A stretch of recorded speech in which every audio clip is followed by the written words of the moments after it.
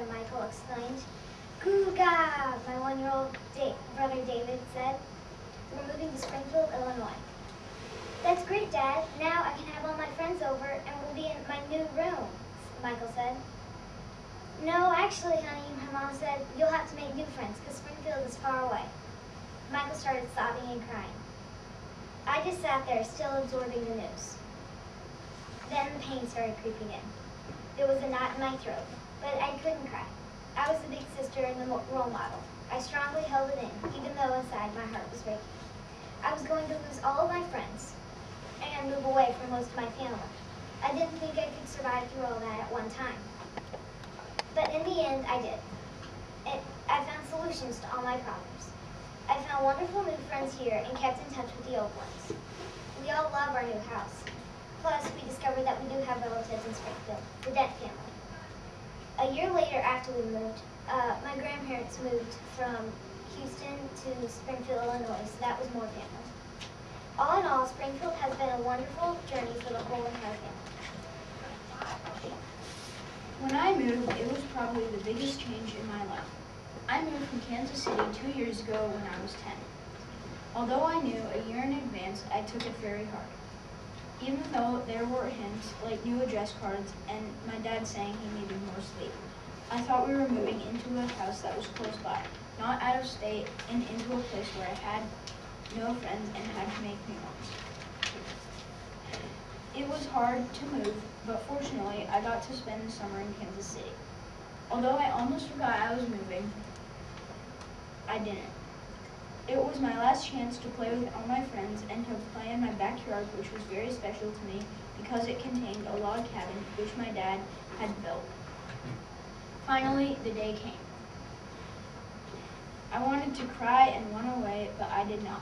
As soon as I got in the car, I knew I would never do anything in that house ever again. I was so sad. When we got here, it was the day before school, so we had very little time to unpack. The next day, it was time for school. I had no friends, and I had to make new ones. I also didn't know anyone. I decided to get friendly with people so I could make friends. But what was harder than making friends was making Springfield feel like Kansas. That wasn't easy. Some ways I made it feel like Kansas was that I started up Taekwondo again, and I emailed my Kansas friends. I also went swimming and golfing and more. I also had to get used to the neighborhood friends on my block and not just the ones at school. Although there are not very many kids my age where I live, I made several friends on my block and nearby. Moving was very hard for me, but I got used to Springfield. But I still miss Kansas and all my old friends. The Great Carlson trauma happened in August 5 years ago, but the memory has been placed in our minds like the Ten Commandments were set in stone. You know my last name is Byard, so some of you might be wondering who the Carlsons are. Carlson is my mother's maiden name, just so you know. In 2002 is where this horrible story takes place. I was only 7 years old then, but it was still just as bad. One day, my parents sent me over to the neighbor's house to play with James and Catherine Wenzel. Catherine had riding lessons, so they took us to the farm with them. But as we played with the kittens and watched Catherine ride around the ring, we had no idea what misery was awaiting us when we got home. When we burst through the door, we noticed our mother sitting on the couch, looking very sad, and our father standing by with a somber expression on his face. If it happened now, by my parents' own expressions, I would have said, "Who died?" but I wouldn't really have meant it. My mom sat my brother and I down on the couch next to her and told us this story. My Aunt Christy, my Uncle David, and my 3-year-old cousin Skylar lived in Salt Lake City, Utah. One day, Aunt Christy was in the car, which was running, and she was about to back out to go to the grocery store. The window was rolled down, and she was talking to my Uncle David, while Skylar played nearby. Skylar was told to go inside, and so she did. But later, she came back out, and she went down behind the car to pick something up, and about that same time, my Aunt Christy backed out of the car. You probably know what happens next. Skylar's death was one of the most horrible events in my life, probably everyone's in my family, especially for Aunt Christy. The 3-year-old was my only female cousin on the Carlson side. I miss her very, very much, but I've still got her little brother Tyler, and his little sister Gracie. Everyone experiences loss in their lives, some more than others. Losing my cousin when she was so young was difficult for my family, but it made us realize how important the love and support of family is, and how it makes even the most terrible situations manageable. Sometimes I have to think about what it was like not living in Illinois. But when I do think about it, I remember one thing. Moving to Illinois was not easy. I lived in Virginia for 5 years. I was best friends with the neighbor Darcy, and when I came home after playing with her, I knew something wasn't right. At home, there were boxes everywhere, my brother in the kitchen, and no parents in sight. My brother was talking to himself, so when he saw me, he stopped. I asked what was going on. I mean, I was only 5. He said we were missing. I started to whine and cry, but 10 minutes later I realized I hardly knew anybody but my family and Darcy, my new friend. So then I asked where we were moving to. He said Illinois. Well, I had no idea where that was, so I asked another question again. He said it was real far. Saying goodbye to everybody was not easy. I practically cried every time I said bye, and the others cried with me. It was a sad time. The car ride took 4 days and 3 nights. I slept most of the car ride, and when I saw our house, I was like, whoa, that is nice. I even got to choose my room. I made a lot of new friends and have had a lot of fun, adventurous, exciting experiences since I've moved to Illinois. Moving now that I've said all this and thought it over was for the better, for me and my family. I know it wasn't easy for anybody, but I'm kind of glad we moved. My love for sports helped me in life in general because it taught me how to get things in life. My baseball and basketball practicing told me a lot about getting things in life. I had to work hard to get things in life that I wanted. I wanted to be a professional baseball player, so I had to work at it. It's like if you want to be an engineer, you have to start out with Legos. So I would practice every day that I could. I would practice basketball more than baseball, but I still practice baseball. Another thing sports taught me is sometimes you have bad things in life happen and you can't slow down. Like in a game, if you get a foul called on you and you argue, you will get called a technical. Like in life, if you argue, you will accomplish nothing. So sports taught me a lot of things, and is it last? Doing something fun and becoming a better person sounds good to me. I was born on April 7th, 1996, Easter. My sister wanted the Easter Bunny to take me back. I didn't look very much like an egg, but my parents still said I was a present. My sister disagreed, as always. Later in life, about 15 months later, I got sick with rotavirus. My mom had to give me a medicine cup full of liquid. Every hour during the night, she had to get up and give me my water, so she did. When I was 3, I went to Lakeside Christian Church daycare. I only went there for a year because they had really long nap times and I hated a nap. The people who ran the daycare yelled a lot, so my grandparents took me out of daycare, and my grandparents took care of me during that time. A really important time in my life is when we were in 4th grade and I went on a Disney cruise. The boat stopped a lot of different places. All the different places were Cozumel, Mexico, Grand Cayman Island, Key West, and Disney Island in the Bahamas.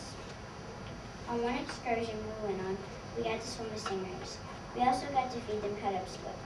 That wasn't my favorite part.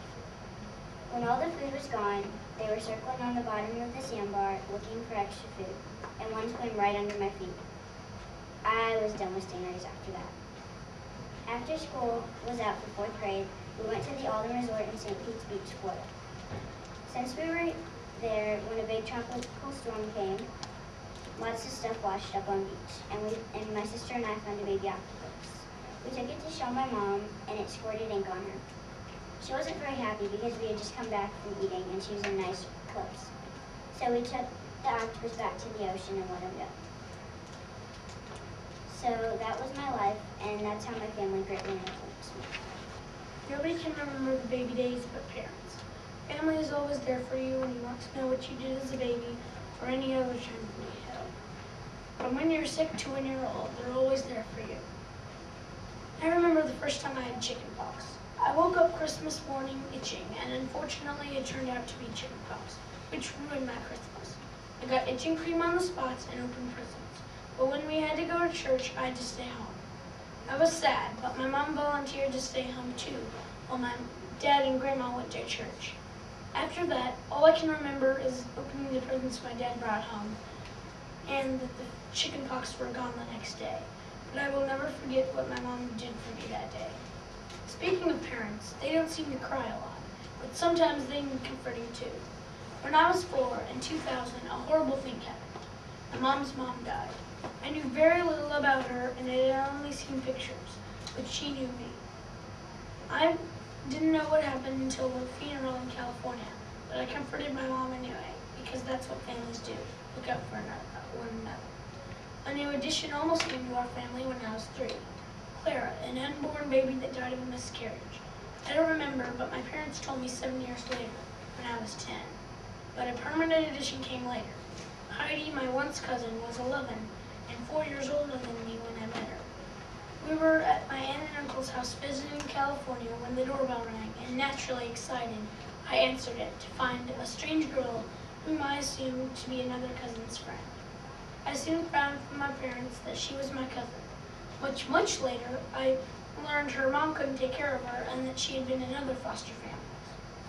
We had fun, but when we left, I felt sad, so we stopped at Heidi's mom's house, where she let me pick a stuffed animal whom I named Reminder because it reminded me of Heidi. Before Heidi could come to Illinois, she had to finish the 5th grade, but after about 2 years and lots of foster workers interviewing us, we adopted her, and I had a new sister. Speaking of change, most family members live with you most of their life.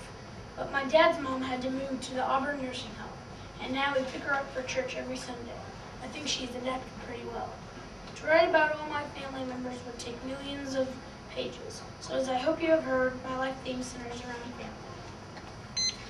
I started playing soccer at the age of 4, and I instantly knew it would be my favorite sport because it didn't require as much arm effort as the other sports. My first team had a lot of members, including my best friend. At first, we were uncoordinated and kept bunching up. It was probably because my first coaches were hippies. Or at least that's why my parents quit and switched to a Chatham League. Almost immediately afterwards, the coaches, my Chatham coach quit and my dad had to take over. I was embarrassed because he had never played soccer before and needed help. That's when we got my uncle Scott to be assistant coach. He had experience and was on the high school team. That's when our team started getting good and we won the 2005 YMCA Championship Soccer League and tournament. After that, Scott left the team because he had a disagreement with the referee. I now play for the Blue and Red Hornets. I'm still learning about soccer and I still love it. One of the first memories I have is of going to the air show in Oshkosh, Wisconsin. It may have been what made me decide to be a fighter pilot when I grew up. Though I don't remember much of it, I do recall 2 things. One of which was the many single-engine airplanes. The other was sitting down in the shade of the trees to enjoy a vanilla ice cream cone. And you can see in here, here's me eating my ice cream, and my uncle is with me, and then there's some airplanes in the background. And ever since that air show, I've wanted to be a pilot. And counting this time, I've gone to that air show 5 times, even since I've moved to Illinois. And I'd say there's a good chance I will be a pilot because I've wanted to be for my whole life.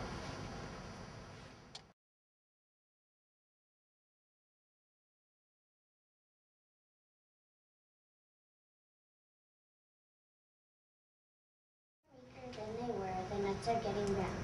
The berry's cheek is plumper, the rose is out of town. The maple wears a gayer scarf, the field a scarlet gown. Lest I should be old-fashioned, I'll cut the tree down. It's Fall is the title that I chose for Emily Dickinson's poem. There are many reasons why I chose this title. The first reason is in this poem it said, the maple wears a gayer scarf. My group and I figured out that this means the leaves on the trees are changing colors. A second reason is it said the mornings are meeker than they were. We figured out that it means the mornings aren't so hot as they were in the summer. The last reason is it said the field a scarlet gown, and we figured out that it means the plowed fields, and you can see the red soil in other parts of the United States. From the references of summer turning into fall, I think It's Fall is a good title and suits this in particular Emily Dickinson's poem. Funny to be a century and see the people going by. I should die of the oddity, but then I'm not so staid as he. He keeps a secret safely buried, were he to tell extremely sorry. This bashful glove of ours would be so dainty of publicity. Emily Dickinson was a poet who didn't title her poems. So, when I signed it for Mrs. Reed's class, was she titled Emily Dickinson's poem from my perspective. So, I named the poem Change. The reason for this is because almost every keyword represents change. Oddity is change because it is different. Staid means resisting change. And dainty means easy to indicate slight changes.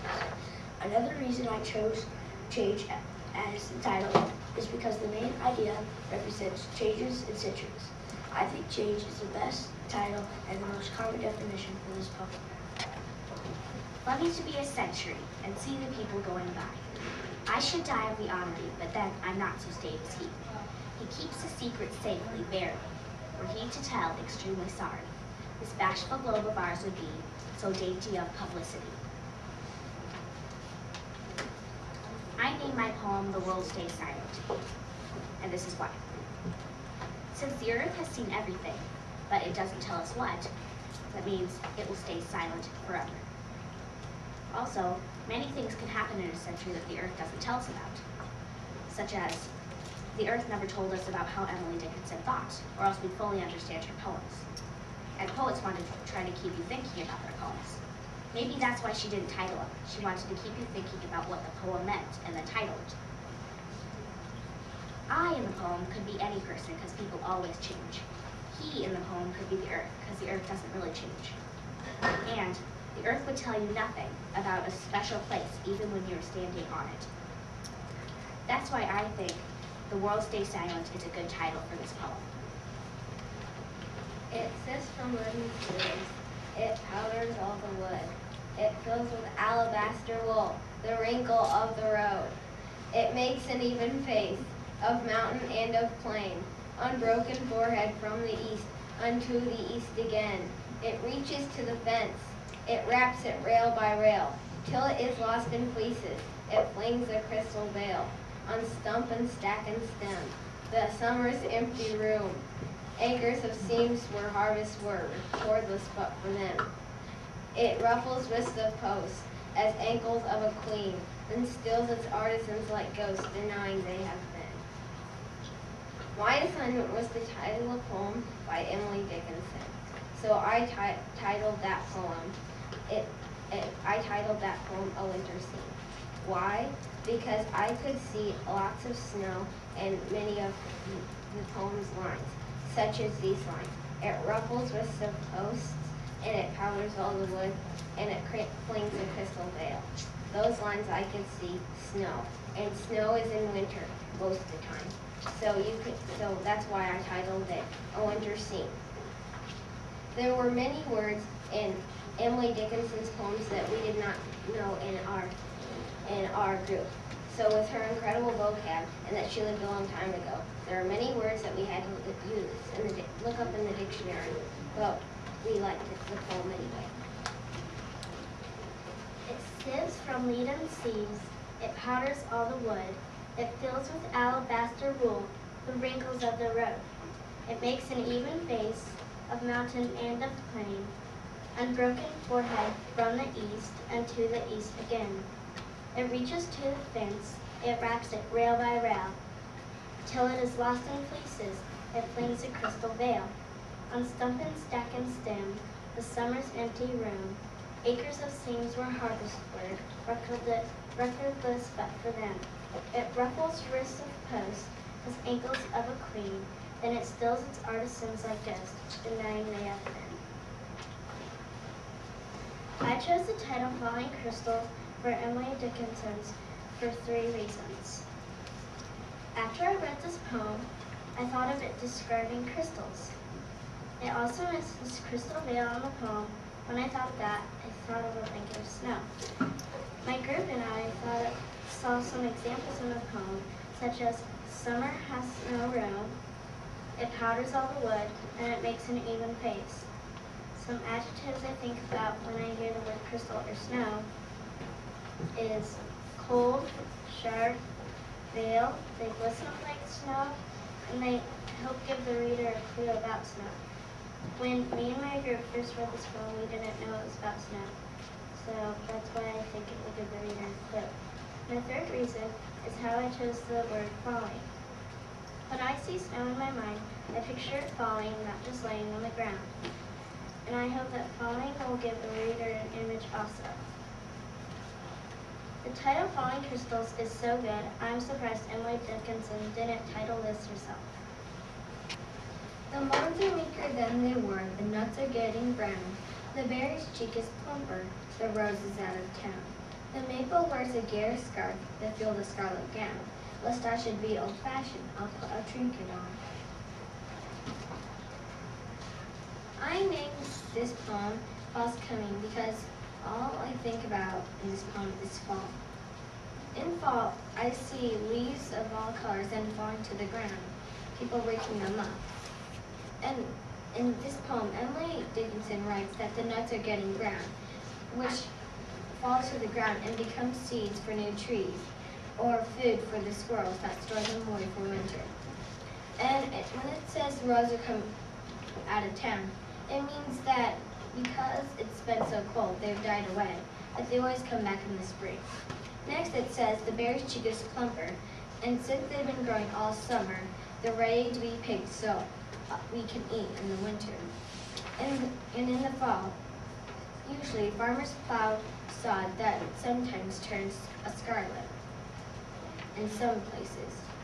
And last, it tells about the maple wearing a gator scarf. And to me, it seems that the maples are in all colors and just really pretty to me. But leaves are gold, brown, red, orange, and yellow.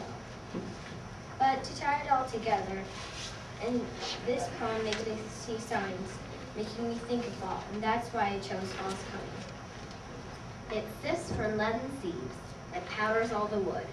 It fills with alabaster wool the wrinkles of the road. It makes an even face of mountain and of plain, unbroken forehead from the east, and to the east again. It reaches to the fence, it wraps it rail by rail, till it is lost in fleeces, it flings a crystal veil. On stump and stack and stem, the summer's empty room, acres of seams where harvests were, recordless but for them. It ruffles wrists of posts as ankles of a queen, then stills its artisans like ghosts, denying they have been. I chose the title, The Ice Mask, for the Emily Dickinson's poem that I chose. I chose this title for many reasons, mostly because of the line, it flings a crystal veil. In my head, I saw the world being covered by ice. So to get better vocabulary, I changed covered to masked. And I also chose the title The Ice Mask because of the line, till it is lost in fleeces. I think that the world becomes prettier when it snows.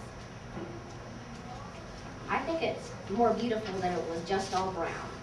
So that is why I chose the ice mask and shape. That is why I think that the world is covered, lost in the mask of shaved ice. In conclusion, well, how else would you conclude? The Ice Mask is a wonderful title for Emily Dickinson's poem. Presentiment is that long shadow on the lawn, indicative that suns go down, the notice to the startled grass that darkness is about to pass. My title for Emily Dickinson's poem is From Dusk Until Dawn. I chose this title Emily Dickinson's poem because of these reasons. The first reason I chose this title is because in the fourth line, she mentions the words darkness passing. My group and I thought that Emily meant that darkness was passing for morning, or dawn. The second reason I chose From Dusk Until Dawn for Emily Dickinson's poem is because on the fourth line, Emily mentions the word shadow. I know that right before night there are shadows. When Emily mentions the words suns go down, I know that sun goes down at dusk. As you can see, the title From Dusk Until Dawn is perfect for Emily Dickinson's poem. The morns are meeker than they were, the nuts are getting brown. The berry's cheek is plumper, the rose is out of town. The maple wears a gayer scarf, the field a scarlet gown.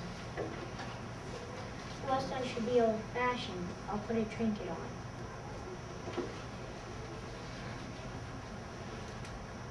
I was supposed to title a poem, so I titled the poem Fall. The reasons that I titled the poem Fall is that the poem describes fall and the speaker is fall.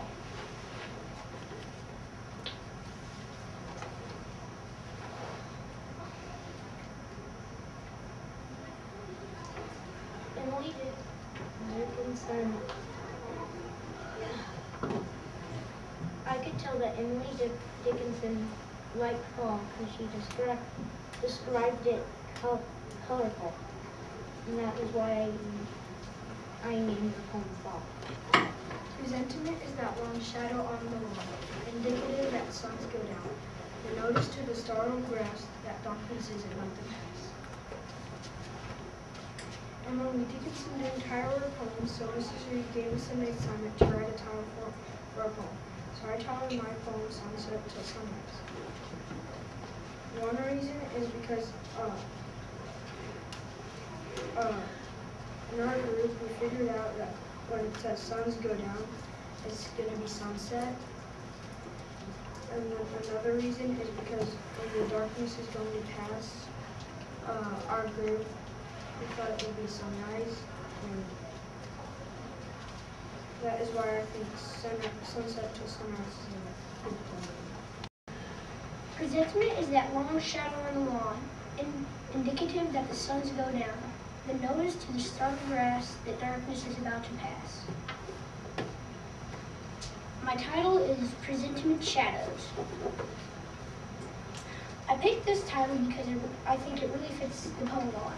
Presentiment means evil, and there are a lot of black shadows, and when you see black, you think of evil.